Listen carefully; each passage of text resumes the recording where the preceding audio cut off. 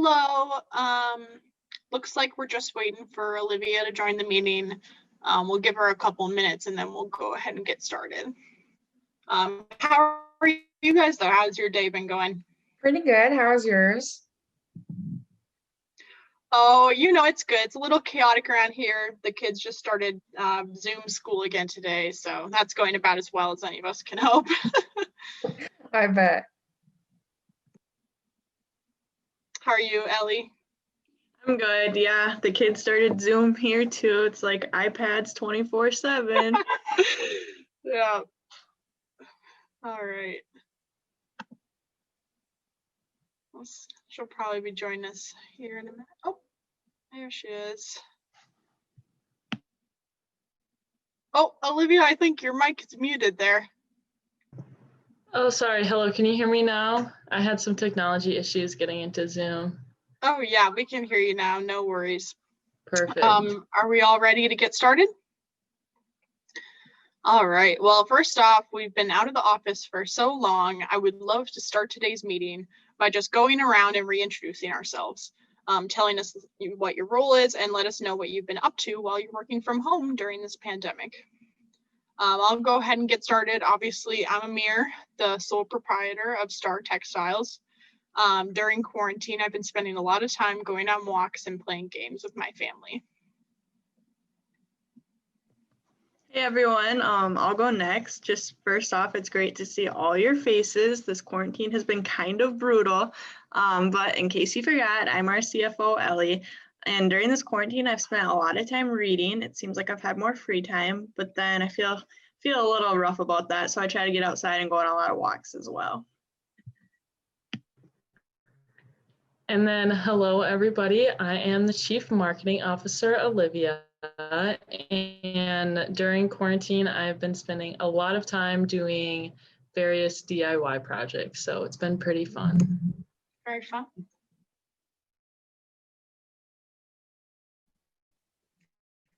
Hi, everyone. I'm watching a lot of movies, catching up on the new ones that have just come out, and sitting by the pool. Oh, jealous. All right. So I sent everyone the agenda for today's meeting a couple days ago. But today we're going to be discussing our decision about how we're obtaining our cloth. I asked you all to begin analyzing this decision a few weeks ago, and I look forward to hearing your recommendations and reasonings. And to summarize, my business, Star Textiles, currently procures cloth from suppliers who are intermediaries between the manufacturers and us. I've recently been considering a new plan involving working with manufacturers directly instead of buying the cloth in bulk from suppliers. There are a lot of factors that will impact this decision, which is why I couldn't make it without your help. To allow us to look at this problem a little closer, I put together a SWOT analysis with information we already know to begin our discussion again. All right, give me just 1 second. I'll share that with you. All right, can everyone see that all right? Yep. Perfect. All right, so obviously, as you can see, there are strengths and weaknesses for both options. Under our current operations, which we are familiar with and have been doing for years, we do experience liquidity issues, and we have many problems with payments from customers either being paid late or not at all. On the other hand, manufacturing could lead to an overall improvement in the quality and reliability of our products, but could also be more risky with more room for quality inconsistencies and a large increase in costs to perform this venture. However, working with manufacturers directly could increase our overall profit margins over time, which could lead to lower prices for our customers and make us more competitive. We also have a confirmed opportunity to begin this venture as the bank is willing to finance it at 12% interest. Currently, as you all know, we're involved in the ready cloth market, which has added several thousand shops over the past few years. Along with that, the development of other wholesale markets throughout our state have diverted customers away from the RCM, thereby decreasing our market share as well. This threat to our business is a big reason I'm considering this new venture into manufacturing. Another threat that we also have to consider going forward is the impact of COVID-19 on our business proceedings and the market. All right, first off, I would love to hear from Ellie, our CFO, and about her calculations of profit per meter and about how we would go about making this decision on a differential and incremental profit basis. Ellie, you have the floor and you should be able to share your screen if you have any presentation items. Great, thanks, Amir.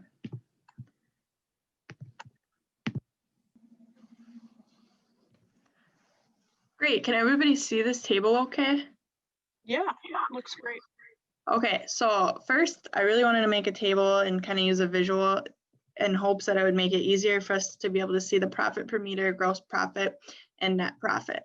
The first table here that I have up right now is kind of what it would look like if we continue to use an intermediary. You can see our profit per meter is positive all throughout all the costs we manufacture. Our gross profits are around 13.3, and then our net profit is at around 8.2 million. So then I wanted to see what it would look like if we switched to using a manufacturer directly. Some of the adjustments we would have to make to our table would be the decline in price by 2.5%, the packaging price would increase, transportation costs would actually double, administrative salaries would increase by 40,000 each month, and our sample expense increases by 50%. We can see in this table that our profit per meter increased to 6.05% for the 70 by 60 thread count fabric, but overall it decreased for all of our other ones. And you can also see that our gross profit is around 2.1 million. And then our total administrative expenses is actually, or sorry, I read that wrong. Our net profit is actually at negative 5.3 million. And then after analyzing those two extremes, I kind of wanted to see what it would look like if I combine the strengths of using an intermediary and working directly with the manufacturer. So here you can see we have maximized our profit per meter in each individual fabric. So we have the 6.5 from when we work directly with the manufacturer for our 70 by 60 cloth. And then for all the other ones, we continue using our intermediary. You can see here that our gross profit is at its highest at a 14.3 million. And then the net profit is also at its highest at 8.8 million. So just to recap, after analyzing these three tables, we see the impact on the cost and profit margins when it comes to using an intermediary versus working directly through the manufacturer. Again, the third table shows a combination of the two. This is where we saw the highest profit per meter, the highest gross profit, and then the highest net profit as well. But we know that this is often one of the main factors, but is not the only factor when it comes to make a make or buy decision. Thank you for your work on that, Ellie.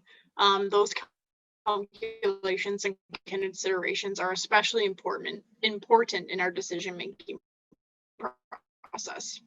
However, there are a lot of other things we need to consider before coming to a final decision. Olivia, I asked you to look into any other considerations that will affect this decision. Of course, yeah. So there are many important factors to consider when making these decisions. And not only do we need to consider Ellie's financial analysis, but we need to consider the non-financial factors as well. And if we would like to work with manufacturers directly, we need to consider the additional costs we will have to incur by working with those companies to produce the cloths efficiently. We would also need to consider the additional costs of hiring more employees and the cost of training those new employees, and also the time spent training them. I understand that buying directly from the manufacturer will help us ensure high qualities of production, design, and reliability, which are factors that are difficult to put a price on when we care so deeply about our quality of cloths. Buying directly from the manufacturer also helps ensure the timeliness of the production and delivery schedules as well, which are both extremely important in keeping our customers happy. Another factor to keep in mind is as dependency on suppliers increases, suppliers could potentially start to charge higher prices and let quality and delivery performances slip in the future. This is extremely less likely to happen with long-term contracts, as they can ensure prices and qualities for years to come. Outsourcing can oftentimes be slightly more risky because we don't have first-hand control over those factors. but personally, I am not too worried about too many issues since we have yet to incur any problems with our current manufacturer. Although ensuring prices and quality of our products for our customers is extremely important and valuable in the make or buy decision, we cannot forget about the high importance of the financial factors that Ellie has previously explained in her analysis. In the short term, we should put a higher emphasis on consideration of the finances of the business, especially since we would be losing a lot of money by manufacturing the 2 darker cloths and the 80 by 72 lighter cloth. Although qualitative factors are extremely important, in our case, Amir, they are still not worth how much money we would be losing from these products if we decided to continue going through an intermediary. Thank you for putting that together, Olivia. We have to keep in mind all things that are going to be affected if we transition to working with the manufacturer directly. With all of those considerations in mind, Brooke, I asked you to review with Ellie and Olivia prior to this and look at their results and findings and put together your professional recommendation of what course of action we should take, if you want to share that now. Yeah, definitely. After concluding with Ellie and Olivia, the best solution at this time would be meet with the mediaries to manufacture the lowest quality, which would be the 70 by 60 cloth, and continue to buy the other types of cloth. We recommend this because it is more profitable to manufacture this cloth than buy it. Amir, we know that you want to get in the manufacturing world, but we need to think about what would profit the business the most. We can reevaluate this decision once we familiarize ourselves with manufacturing process and the chaos of this pandemic slows. I know that you know this, but we will need to offer the 70 by 60 cloth with a discount so that customers will purchase this product and get a feel of our quality. We also need to realize that with COVID-19, people are not purchasing products as much. So we need to prepare for the production to be slow at first. You may be wondering why the company cannot manufacture all of these products. And that would be because we need to fill our capacity to make sure that we can pay what we need to pay for. We need to look at the future of the company and the finances we can have in order to stay open. The company would have a net loss of over $5 million if we worked directly with the manufacturers to manufacture every piece of cloth. With our recommendation, though, of manufacturing the 70 by 60 cloth and purchasing the rest, we'll have a total net profit of over $5 million. We concluded this solution based on the financial factors, the differential and incremental analysis, and the non-financial factors. Amir, we truly want you to have your foot in the door in the manufacturing world, but at this time, we need to be realistic and have the manufacturers produce the lowest quality to be able to maintain our performance and the business. Please let us know how you feel about our recommendation and if you have any questions or concerns. Well, first off, I would just like to thank you all again for your hard work on this decision. It is one that could possibly change the entire structure of my company and must not be made impulsively. As you have presented your reports and recommendations, I have been taking a lot of notes, and I believe we've considered all relevant factors that this decision will impact. This meeting has given me a lot to think about, but I believe going with Brooke's recommendation might be the way to go. Going forward, I'm going to work with each of you to begin this venture and to figure out what our next steps exactly look like.